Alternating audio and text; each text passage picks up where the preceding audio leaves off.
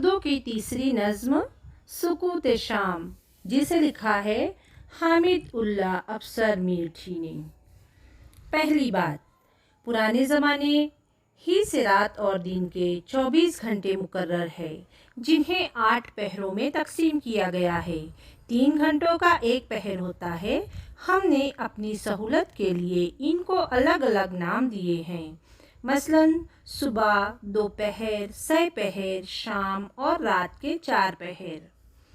صبح، دوپہر، سہ پہر، شام اور رات میں طرح طرح کی تبدیلیاں واقع ہوتی ہے۔ ذیل کی نظم میں شاعر نے شام کے وقت پیش آنے والے واقعات کا باریک بینی سے مشاہدہ کر کے انہیں خوبصورت انداز میں پیش کیا ہے۔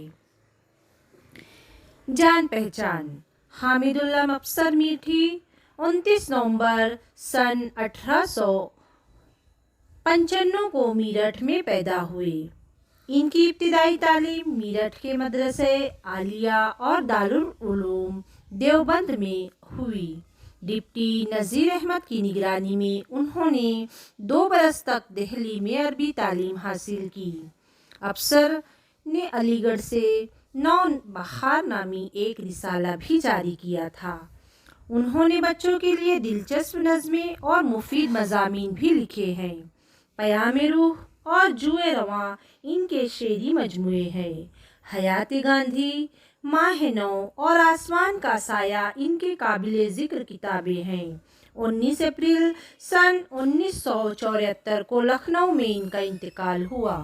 سکوت شام ہے، خاموش بستی ہوتی جاتی ہے، مؤذن کی صدا ہلکی ہوا کے ساتھ آتی ہے، صبا پتوں سے مل مل کر سہانے گیت گاتی ہے، کہ اب درمان دا دن کو رات پہلو میں سلاتی ہے، سرور و انبساط و لطف کے ہمراہ شام آئی، نوید و امن راحت لائی، پیغام سکون لائی، شفق پھولی فلک پر، سرخ بادل کچھ نظر آئے، یہ کیسے لال دے او اللہ دیواروں کے سر آئے، چمن کی سیر کر کے لوگ اپنے اپنے گھر آئے، چھتیں سونی پڑی ہے، کھیل کر بچے اتر آئے، چراغ اب رفتہ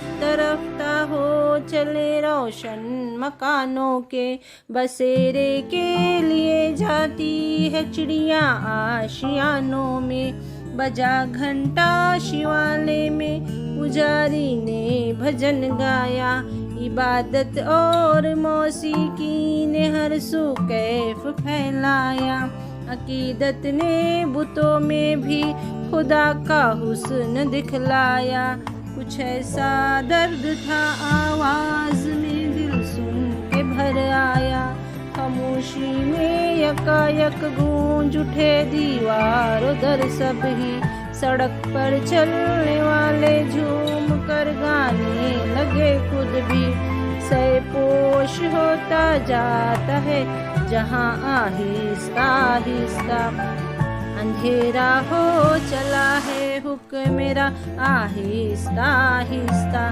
مٹا جاتا ہے اب دن کا نشاں آہستہ آہستہ، لیے آتی ہے شب امن و امان آہستہ آہستہ، خاموشی چھا رہی ہے، شور گل کم ہوتا جاتا ہے، اجالا گھٹ چلا تاریک عالم ہوتا جاتا ہے۔ خلاصہ کلام: اس نظم میں شاعر نے شام کی پرسکون فضا میں پیش آنے والی واقعات خوبصورت انداز میں بیان کیے ہیں۔ دن بھر کے ہنگامے ختم ہوتے ہی ہر طرف خاموشی چھانے لگتی ہے، شام کی ٹھنڈی ہوا سے پتے ہلنے لگتے ہیں، خاموش فضا میں ان کی آواز ایسی محسوس ہوتی ہے گویا وہ تھکے ہوئے دن کو رات کے پہلو میں گیت گا گا کر سلا رہے ہوں۔ شام शाम लुत्फ, खुशी और अमन का पैगाम लेकर आती है। शफक की लाली आसमान पर फैल जाती है और बादलों की मुख्तलिफ शक्लें देव की तरह दिखाई देने लगती है। ऐसा महसूस होता है गोया ये बादल दीवारों पर उतर आए हों। लोग चमन की सैर से घरों को वापस आते हैं, परिंदे आशियानों की तरफ लौटने लगते हैं, मुअज्जिन की आवाज़ सुनाई देती है और मंदिर में पुजारी भजन गाते हैं।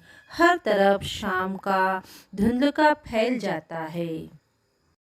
मानी वो इशारात, सुकूत खामोशी, दरमांदा यानी थका हुआ, सुरूर इंबेसात यानी खुशी, शफक वो सुर्खी जो सूरज के निकलने और डूबने से पहले आसमान पर नमूदार होती है। नवीद अमन और राहत, खुशी और अमन की खुशखबरी। शिवाला मंदिर, कैफ सुरूर खुशी, सैपोश होना मुराद शाम हो जाना।